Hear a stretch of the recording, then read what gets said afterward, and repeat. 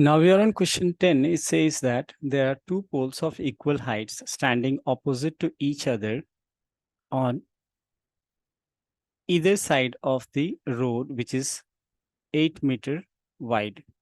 So what we can do first, let's make this road as 8 meter wide. Since the two poles are equal, make sure you make two equal structure, right? As you can see, the height are same. We know the length of the road also, and let's mark it first.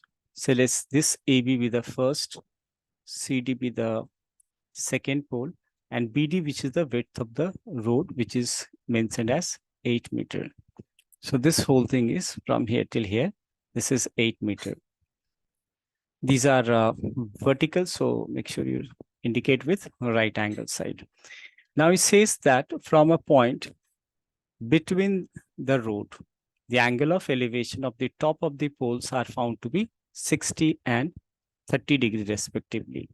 Now it is very important to remember that here it's not given that the whatever is the point of observation is the midpoint. So we cannot take this as midpoint, right?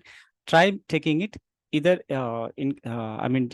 shifted towards the left or the right, closer to AB or closer to CD. Any of you can take the point over here, or you may take the point over here, but do not take at the midpoint of it.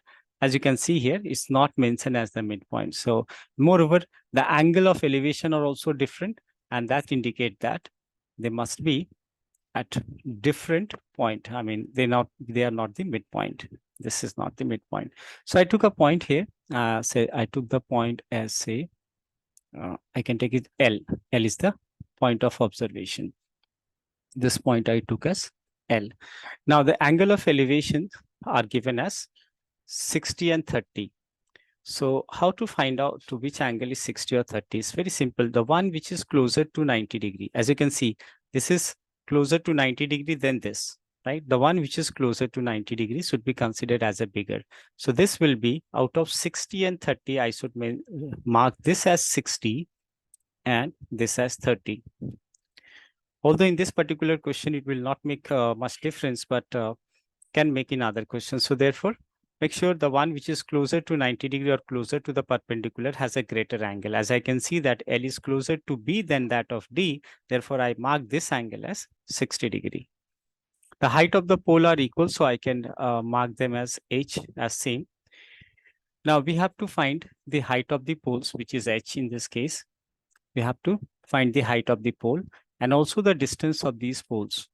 That means these are our question mark to get the height of these two, as well as this, that is BL and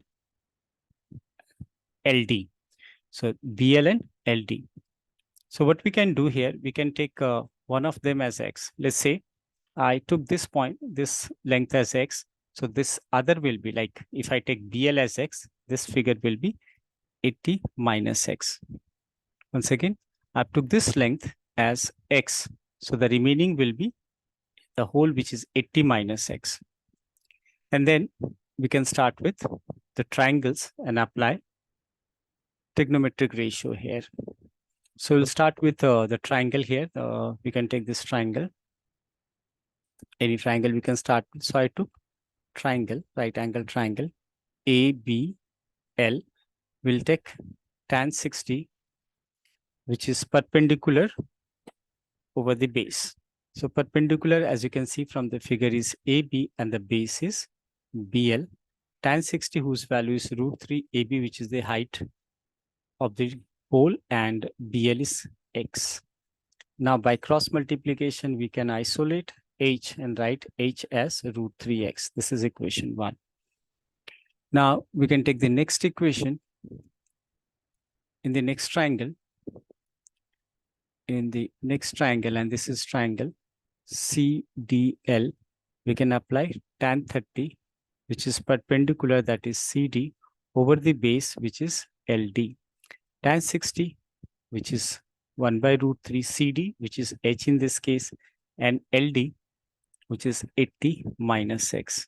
Here also we can isolate H to write down by cross multiplication, it will be 80 minus H over √3. These are the two equations obtained, and that gives us the value of h in this case. Now, in the next, what we can do here, we can take another,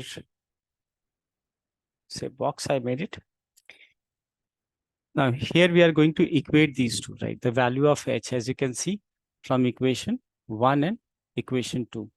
We can equate these values. And if I equate as both of them is equal to h, we can write root 3h is equal to 80 minus h over root 3. Now, with cross multiplication, we can say that root 3 multiplied by root 3 is what? 3. So this is 3x is equal to 80 minus x. On transposing minus x to the left, it is 3x plus x, which is 4x, is equal to 80. On transposing 4 to the other side, it is 80 divided by 4, and that comes out to be 20.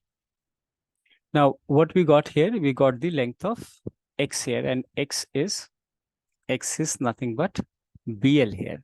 So we can say BL. Now we got BL, and BL is 20 meter.